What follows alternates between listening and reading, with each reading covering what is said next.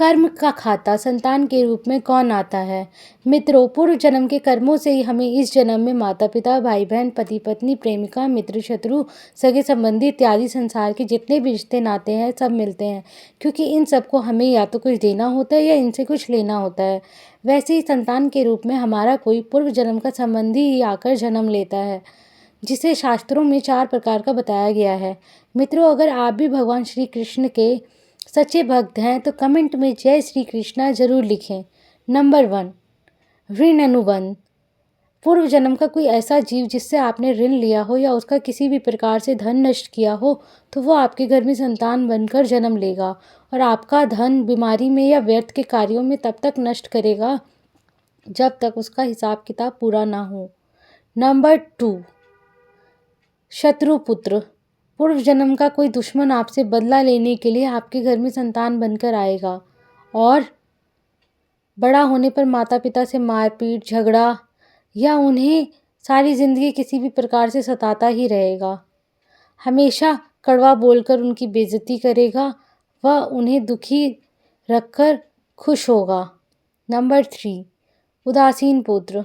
इस प्रकार की संतान ना हो, माता पिता की सेवा करती है और ना ही कोई सुख देती है और उनको उनके हाल पर मरने के लिए छोड़ देती है। विवाह होने पर या माता पिता से अलग हो जाते हैं। नंबर 4, सेवक पुत्र। पूर्व जन्म में यदि आपने किसी की खूब सेवा की है तो वह अपनी की हुई सेवा का ऋण उतारने के लिए आपकी सेवा करने के लिए पुत्र बनकर आपके घर में आते हैं। जो बोया है वही तो काटोगे। अपने माँ बाप की सेवा की है तो आपकी औलाद बुढ़ापे में आपकी सेवा अवश्य करेगी। वरना कोई पानी पिलाने वाला भी पास ना होगा। आप यह ना समझिए कि यह सब बातें केवल मनुष्य पर ही लागू होती है। इन 4 प्रकार में कोई सा भी जीव आ सकता है। जैसे आपने किसी गाय की निस्वार्थ भाव से सेवा की तो वह भी पुत्र या पुत्री बनकर आ सकती है।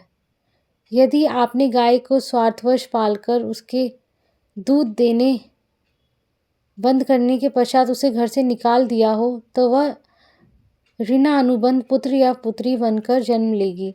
यदि आपने किसी निरपराध जीव को सताया है तो वह आपके जीवन में शत्रु बनकर आएगा। इसलिए जीवन में कभी किसी का बुरा ना करें, क्योंकि प्रकृति का नियम है कि आप जो भी करोगे उसे वह आपको इस जन्म में या अगले जन्म में 100 गुना वापस करके देगी।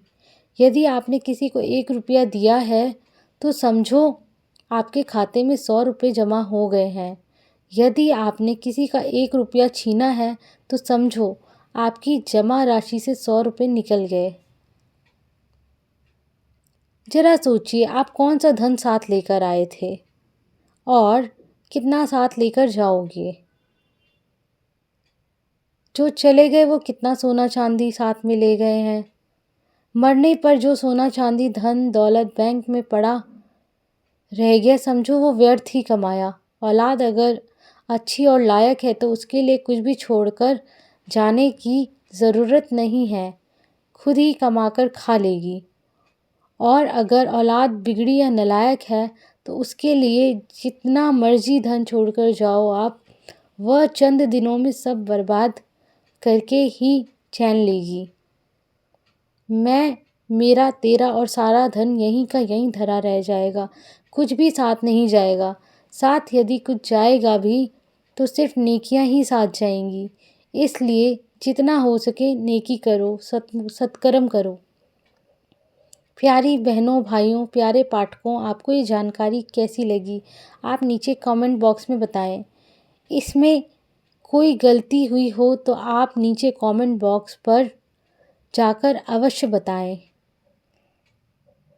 धन्यवाद दोस्तों। अगर आपको ये कहानी लगी हो तो प्लीज़ लाइक सब्सक्राइब करें।